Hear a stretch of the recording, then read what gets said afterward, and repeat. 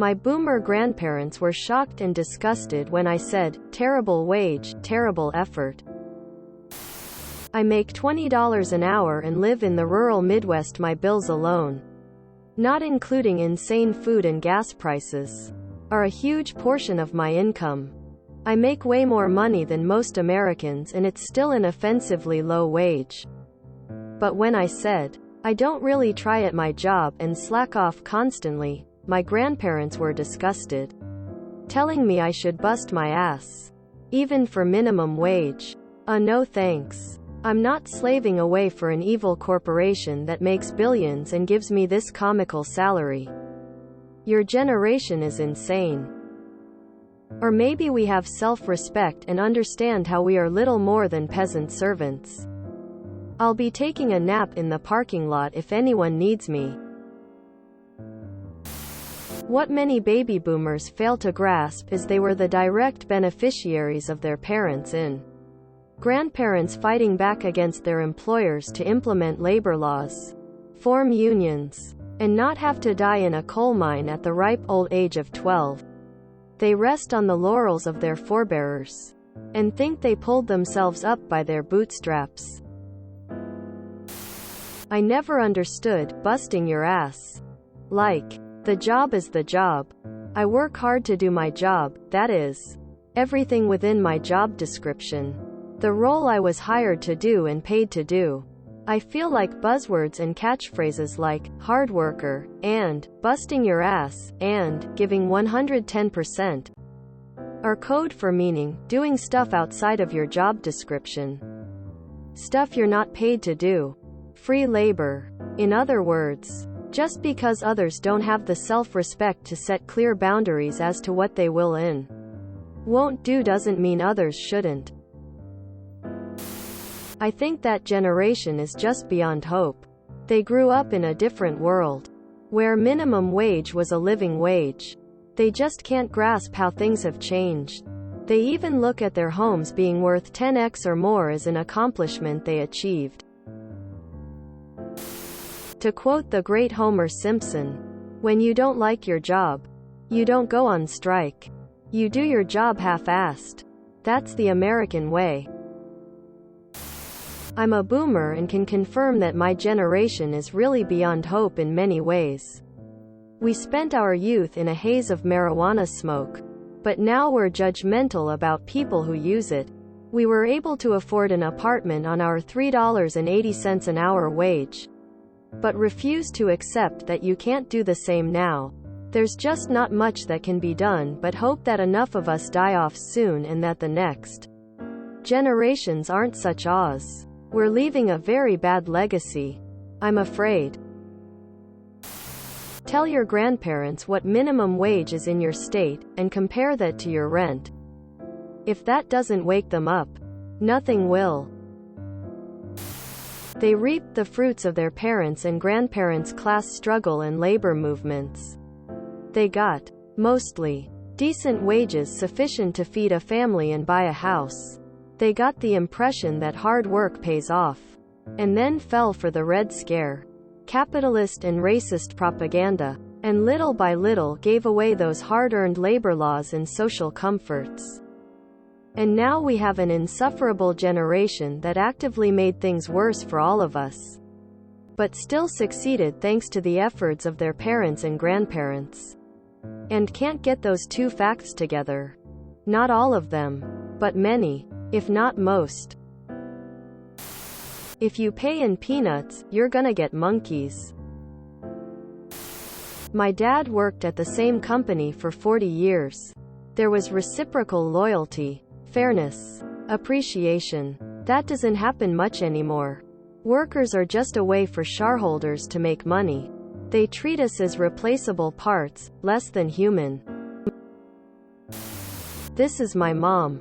Yesterday she got a chicken sandwich at McDonald's. And our conversation goes like this. They really don't put much love and care into these. Me. Yeah, I wouldn't either for being paid minimum wage. They're not paid minimum wage. They make like $12. Me. That's nowhere near enough money for someone to live on. It's good enough for a retiree who wants to get out and work. Me. So because they are old they don't deserve as much? Her. Oh, shut up. Neoliberals suck is the moral of the story. Yeah. Back in their day, a minimum wage job could support a family with a decent house and a new car. Nowadays, even $20 just covers the most basic living expenses with nothing extra and nothing for saving. If you're gonna pay me enough to barely survive, I'll work hard enough for the company to barely survive. Fair is fair. If you want me to make the company thrive, pay me a thriving wage. Also, back in the boomers' day, hard work was rewarded with better pay and better titles. Now it's completely unappreciated. They'll pay you as little as they possibly can, and if you complain too much, they'll find someone they can hire for starting wages to take your spot. There's no loyalty from corporations anymore. So why should we be loyal to them? Your generation is insane. You don't know the half of it. Grandpa P. At this point, most of us would literally enjoy saying this entire economy burned down to ashes. But not because we're insane, but because we're more sane than you've ever been. I'm a late boomer, and I was shocked when speaking with my daughter the other day and she said those words. No one wants to work. She is a safety coordinator in a factory environment, and she doesn't understand when people don't want to work third shift for $15 an hour. I called her out, and hopefully she will begin to understand how horribly her workplace pays those individuals. I have no idea where she got this mindset. It wasn't my influence because I have always been an advocate for workers.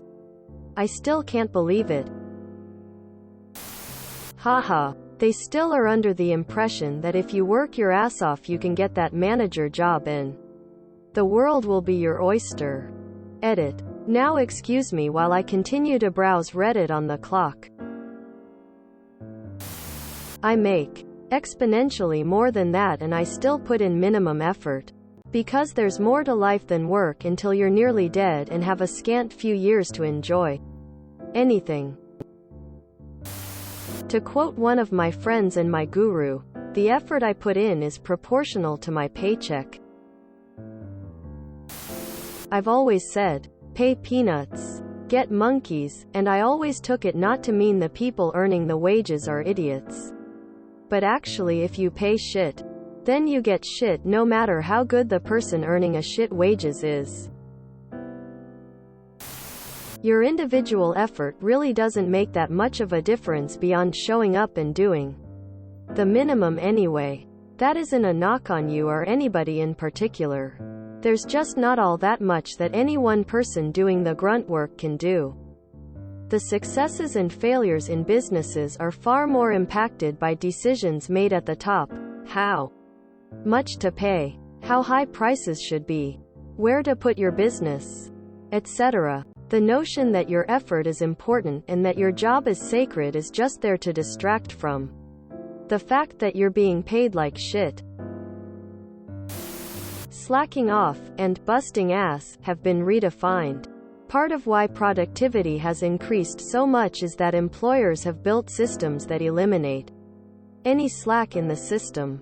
Spending a half an hour standing around the water cooler bullshitting was normal workday activity 50 years ago. Now it has been optimized out by relentless surveillance and micro time tracking. Nowadays job descriptions have 15 to 20 list items that you're expected to do as part of your job. Then they tack on the nice little catch on other duties as assigned that basically lets them tell you that you have to do whatever. Which is how I got dragged into a special project I hated. That gave me no personal or professional development, and was just them using me to fill in a staff hole they refused to pay to hire for. So no, I don't bust my ass, either. I have a giant list of duties that are meant for 2 people. And I generally just do the things that have a looming deadline. And reply to all the emails. And everything else might as well be bonus. I'm at an okay salary. I can pay my bills with some left over. But it's not, hell yeah, I'm giving 100% everyday money. If you enjoyed this video, please check out our playlists full of similar content. Epicaricast is like doom scrolling for your ears. Please like, share, and subscribe.